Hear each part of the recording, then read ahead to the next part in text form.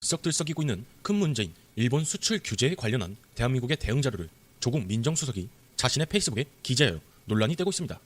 이게 왜 논란이 되냐? 산업통상자원부에서 보도한 자료를 누구의 지시에 의해서가 아닌 자신의 페이스북에 좋아요를 늘리기 위한 수단으로 사용한 것입니다. 그래요. 이러한 사실을 알리기 위해 올릴 수 있습니다. 하지만 진짜 문제는 산업통상자원부에서 보도하기 전 이미 전 세계에 이 사실을 유출하였다는 것입니다. 자, 이게 무슨 말이냐? 페이스북이라는 소셜 네트워크 서비스는 전 세계 누구든 이용할 수 있는 대형 SNS입니다.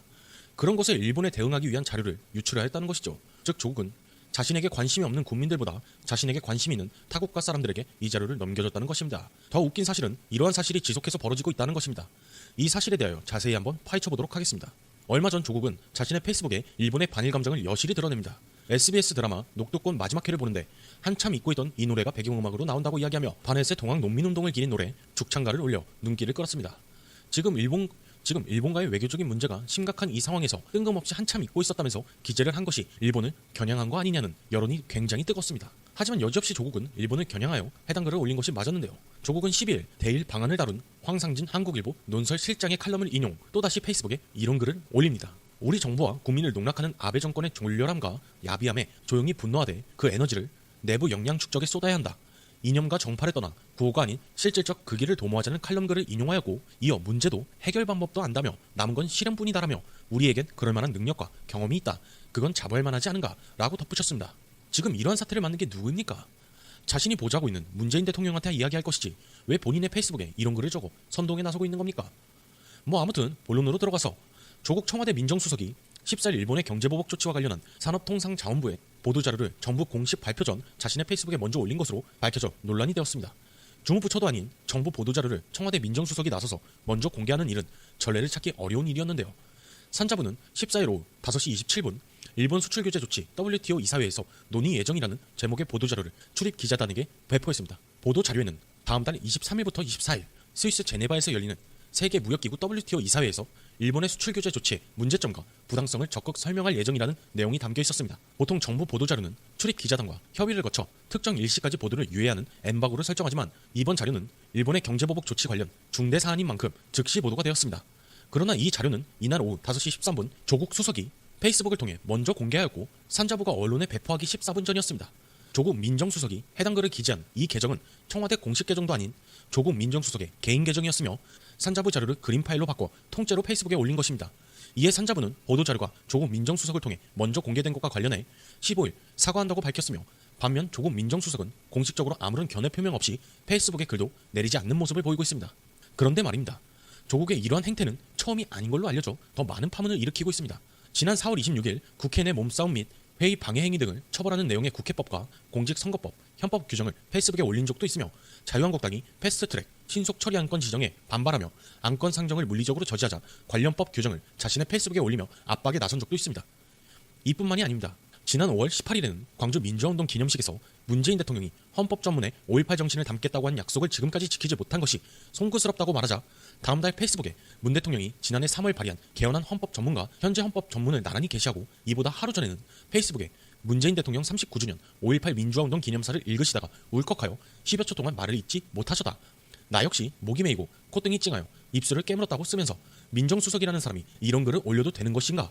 라는 의문을 가지게 하는 글을 굉장히 많이 올렸습니다. 자, 조국 민정수석이 자신의 위치를 제대로 깨달았으면 합니다. 당신의 현재 위치는 민정수석입니다.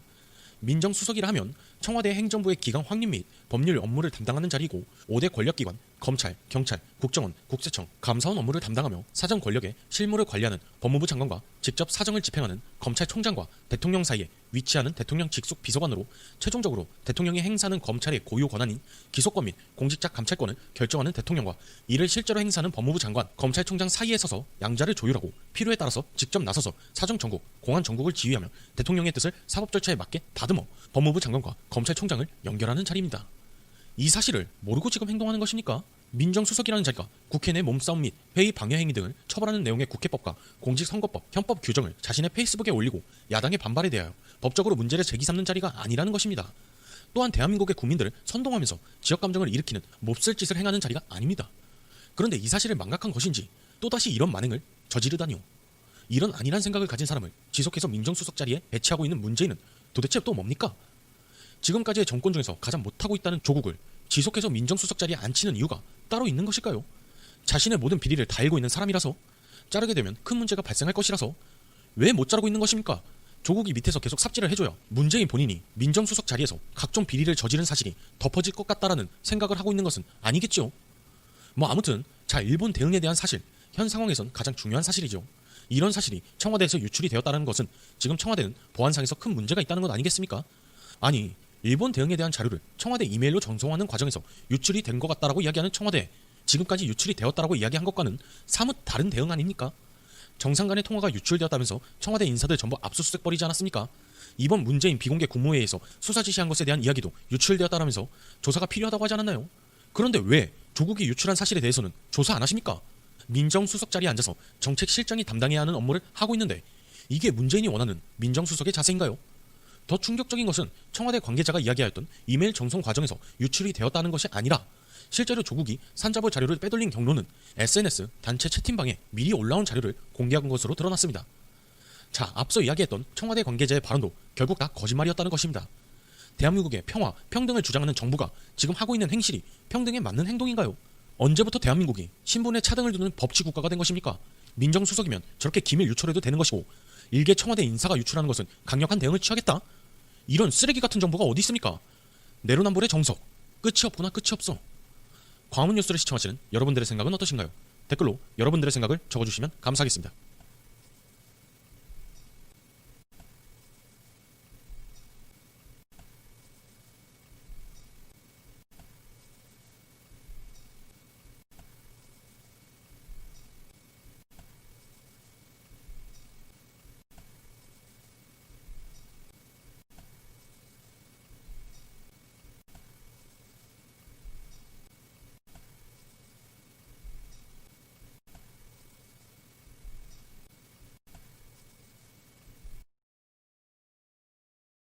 자기들끼리 거액을 내고 그 돈을 투자회사가 굴리고 그렇게 번 돈을 투자자들에게 배분하는 방식을 사모펀드라고 하는데요. 그냥 한마디로 소수정의 갑부들의 돈놀이라고 보시면 됩니다. 그렇다면 주식 같은 직접 투자를 하지 않고 왜 사모펀드를 이용해서 간접 투자를 하느냐 하면요. 사모펀드의 익명성 때문입니다. 예를 들어 개인 명의로 주식 투자를 하면 주주가 된다거나 아니면 투자 기록이 남게 되죠. 하지만 사모펀드는 이러한 기록이 남지가 않습니다. 그래서 기록이 남는 것을 원치 않는 사람들이 보통 사모펀드를 많이 이용하는데요. 예를 들어 연예인이나 아니면 기업 오너의 자녀들 같은 경우 또는 조국같이 고위 공직자들이 많이 사모펀드를 이용하고 있습니다. 조국도 이번에 인사청문회가 아니었다면 조국이 사모펀드에 투자했는지 누가 알았겠습니까? 그래서 조국도 이러한 익명성 때문에 사모펀드를 이용한 것 같습니다. 한편 최근 언론에서는 조국의 사모펀드가 문제가 있다 이렇게 대대적으로 보도가 되고 있고 조국은 이에 대해서 사모펀드 같은 경우에는 간접 투자이므로 합법이다. 그래서 법적으로 아무 문제가 없다. 이렇게 변명하고 있는 상황인데요. 앞으로 살펴보면 아시겠지만 조국 투자는 직접 투자나 다를 바 없기 때문에 충분히 낙마 사유가 되고 이 부분에 대해서 수사를 진행해야 된다. 이렇게 생각을 합니다. 그럼 조국이 투자한 사모펀드 내용에 대해서 조금 살펴보겠습니다. 조국은 민정수석이 된 지 2달 만에 전재산 56억에 18억 원을 더해서 74억 5천만 원을 사모펀드 회사에 투자 약정을 합니다. 투자 내용을 보면 부인이 67억, 딸이 3억 5천, 아들도 3억 5천 이렇게 출자 약정을 합니다. 그래서 총 74억 원을 출자하겠다라고 약정을 했고 실제 납입된 금액은 10억 5천만 원 정도라고 합니다. 그렇다면 조국이 전재산을 몰빵한 사모펀드 회사가 어떤 회사길래 조국은 전재산 56억과 거기다 18억 원을 더해서 투자하겠다라고 했는지 그 회사 실체에 대해서 알아보겠습니다. 먼저 조국이 몰빵한 회사명은 코링크 프라이빗 에쿼티라는 회사고요. 편의상 코링크라고 하겠습니다. 2016년 2월에 설립된 것 같고 사원은 3명인 것 같습니다. 언론에 따르면 이 회사 대표는 40대 초반이고 성악가 출신이라고 합니다. 최근까지 강남에서 커피숍을 운영했다라고 하고 코링크 대표가 되기 전에는 여러 생명보험 회사에서 부지점장으로 몇 년 동안 일했던 경력이 있다고 합니다. 여기 사원들은 중소기업 과장 등으로 구성되어 있다고 하는데요. 업계에서 하는 말이 코링크 구성원들의 스펙을 보면 정상적이지 않다라는 얘기가 있습니다. 그리고 언론에서 등기부 등본상 주소를 찾아갔더니 코링크라는 회사가 없다고 했답니다. 그리고 조국이 투자할 당시 이 회사의 투자 실적도 거의 없었다고 합니다. 그렇다면 회사 구성원도 정상적이지 않고 회사 주소지에 갔더니 회사도 없고 투자 실적도 없는 이런 회사에 투자를 한다? 정상적이지가 않죠. 너무나 수상하지 않습니까? 그래서 업계에서 코링크의 실제 소유자는 따로 있는 것이 아닌가, 그렇게 의혹을 제기하고 있는 상황입니다. 그리고 이 표를 보시면 코링크라는 회사가 3개의 펀드를 운영하는 것 같고, 조국이 투자한 펀드는 블루코어 밸류업 1호입니다. 이 블루펀드는 출자 약정액이 100억 원 정도인데요. 조국이 74억 원을 출자하겠다고 약정을 했죠. 그래서 사실상 전문가들은 조국 가족 펀드다라고 보고 있습니다. 그렇다면 코링크가 어떤 회사길래 조국이 이 회사에 전 재산을 투자했을까요? 업계에 따르면 코링크라는 펀드 운용사는 듣도 보도 못한 회사라고 합니다. 어떤 운용사 대표는 코링크에 대해서 이렇게 얘기를 합니다. 코링크 PE는 블라인드 펀드를 굴릴 만한 능력이 검증되지 않은 운용사라고 하면서 신생 사모펀드의 조 후보자 가족이 거액을 출자한 건 의아한 일이다 라고 의문을 제기하고 있고, 또 다른 중견 PE 대표는 언론 보도를 보고 코링크 PE라는 곳이 있다는 사실을 처음 알았답니다. 시장에 이름이 잘 알려진 PE도 펀드 레이징, 그러니까 돈을 모으기가 힘든데 투자 실적도 없는 회사가 수백억 원대 자금을 끌어모은 것은 믿기 어려운 성과다, 이렇게 얘기를 했다고 합니다. 한마디로 있을 수 없는 일이다, 이런 뜻이겠죠. 그리고 법조계에서 대통령 민정수석 비서관을 지냈고 법무부 장관 자리를 앞둔 조 후보자 가족이 어떤 연유로 코링크 PE에 10억 원을 선뜻 맡겼는지 쉽게 납득이 안 된다, 이런 반응을 보이고 있답니다. 그리고 또 다른 사모펀드 대표는 코링크는 전혀 알려지지 않은 회사다, 그리고 사모펀드 경영진이 전직 보험회사 직원인 것도 아주 드문 사례다, 이렇게 얘기를 했고요. 또 한 시중은행 부행장도 사모펀드는 성격상 투자 내역이 드러나지 않지만 조국 투자는 사실상 가족 펀드가 아닌가 하는 의심이 강하게 든다. 총 100억 원 중 74억 원을 약정했다는 건 사실상 이 펀드의 쩐주는 조 후보자 가족이며 조 후보자 가족을 위한 펀드나 다름없다, 이렇게 말을 했답니다. 그래서 전문가들의 얘기를 한마디로 요약하면 코링크라는 회사는 시장에서 듣도 보도 못한 회사인데 어떻게 수백억 원의 투자금을 모을 수 있는지 의아하다. 그리고 조국 가족을 위한 회사 같다, 이런 얘기인데요. 그렇다면 여기서 의문이 들죠. 이렇게 듣도 보도 못한 회사이자 투자 실적도 없는 회사에 조국이 전 재산을 몰빵했다? 상식적으로 이해가 됩니까? 저는 이해가 되질 않습니다. 이러한 의문에 대해서 익명의 금융당국 관계자는 이렇게 얘기를 합니다. 코스닥 시장의 M&A 등을 통해 차익을 노리는 소형 GP 운용사에 개인 투자자가 투자하는 일은 흔치 않다.